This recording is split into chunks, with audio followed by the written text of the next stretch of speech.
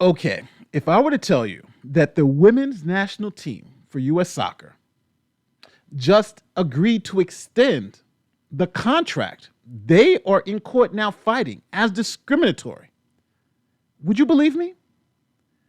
Well, we have a lot to talk about.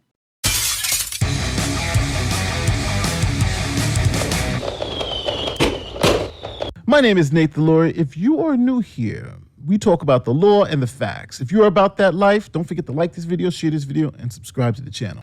Okay, I've been following the women's national team's equal pay lawsuit for about a year and a half, 2 years now. And it went from like bad to worse. So the women's national team's collective bargaining agreement was set to expire on December 31st, 2021. Now, this deal was originally signed in 2017. Here's some of the headlines. The U.S. women's national team's collective bargaining agreement, a victory for all American women's soccer players, not just the best ones. Now, this agreement provided guaranteed money and full benefits to the women who played on the national team. Now, 2 years after agreeing to this deal, the women of the U.S. women's national team sued, claiming that the deal they negotiated and signed was discriminatory. An elite team of soccer stars kicking off a new fight for equality. 28 members of the U.S. women's national soccer team filing a gender discrimination lawsuit against the U.S. Soccer Federation. The suit argues the federation has a policy and practice of discriminating against players on the women's squad.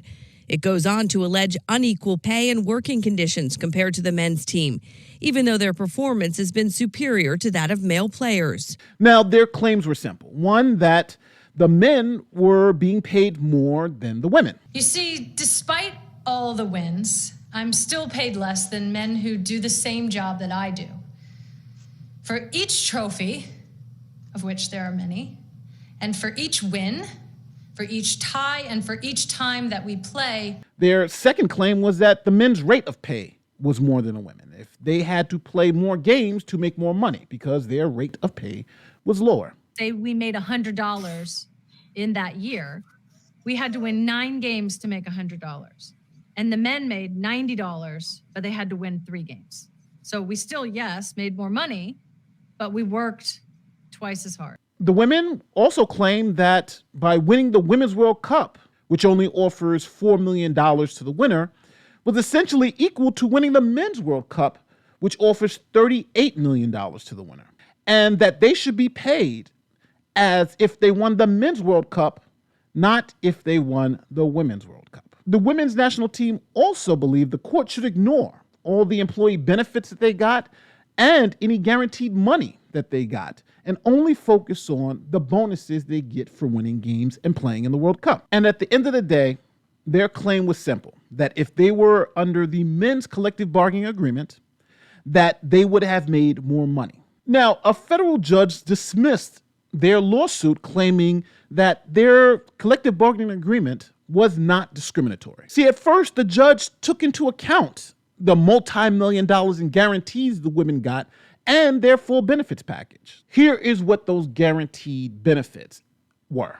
First, 20 players at a base salary at $100,000 a year, 11 players for the National Women's Soccer League at $67,000 a year, and another 11 players with a guaranteed salary of $62,000 a year. One-time signing bonus of $230,000, ticket sharing revenue of $1.50 per ticket, $5,000 bonuses for first place at the She Believes tournament and at the Four Nations tournament. They also got severance benefits, injury protection, health benefits, dental benefits, vision insurance, pregnancy pay, guaranteed rest time, child care assistance, partnership bonuses tied to increased viewership, annual payment for use of their player likenesses, and a good faith effort that a minimum number of games would be scheduled by U.S. Soccer. And also, if they won the World Cup, they would get $250,000 to $350,000 for a post-World Cup tour. Now, we have to be clear here. The men got none of this. None of these benefits were offered to the men's team.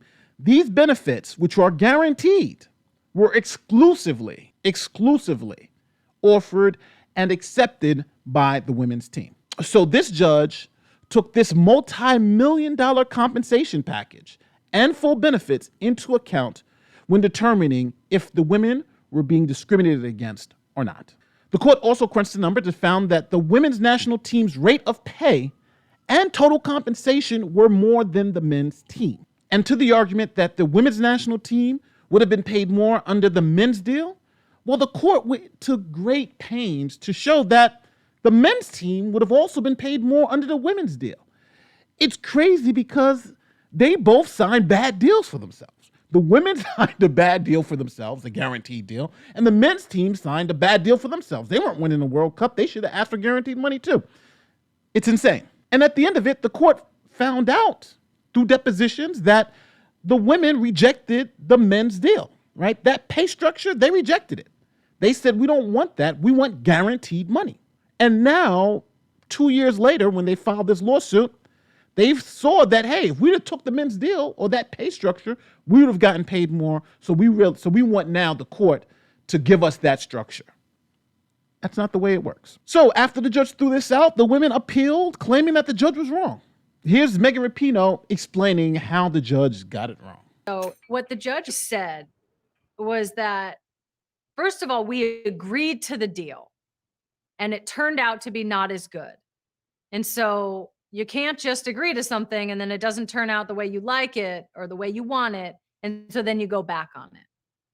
Obviously, the point that the judge, I feel like, missed was that we never had the opportunity to agree to the same deal.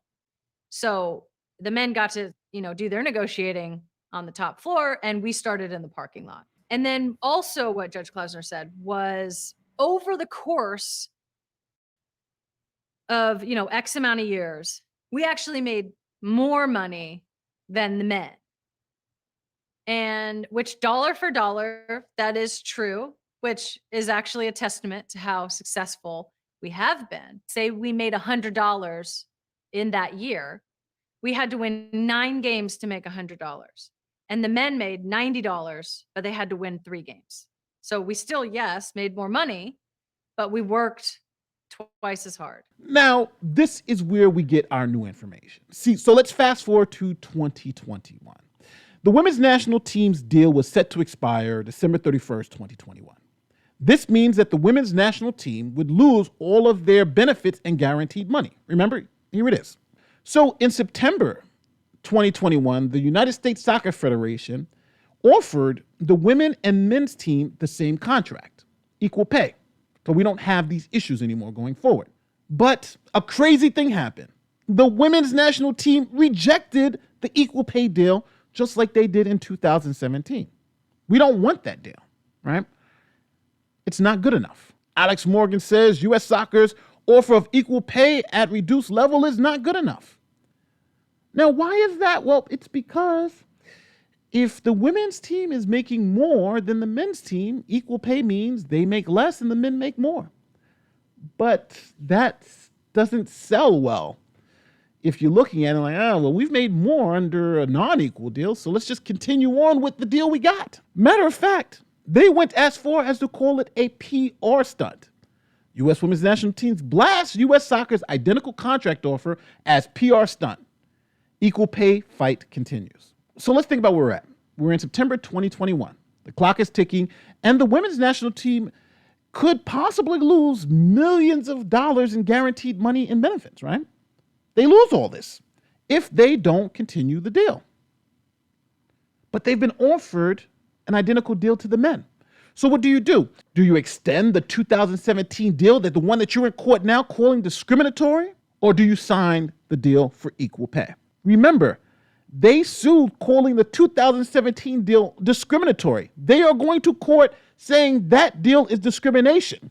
It's obvious what happened. The Women's National Teams Players Association extended the current collective bargaining agreement through March. So we have a weird situation here. In 2017, the women's national team rejected equal pay and signed this deal, which now they call discriminatory. 5 years later, again, they're offered equal pay, reject that deal, and extend the deal they claim was always discriminatory. What do they want? I don't know what they want. This is starting to get so frustrating. March 7th, 2022. All arguments are planned in front of the Ninth Circuit Court of Appeals. Now, I'm going to be covering this live. Now, this is because the Ninth Circuit is now live streaming their oral arguments. Check it out. I see both counsel on the screen. Good morning. Welcome to the Ninth Circuit. If you can hear me, would you please raise your hand?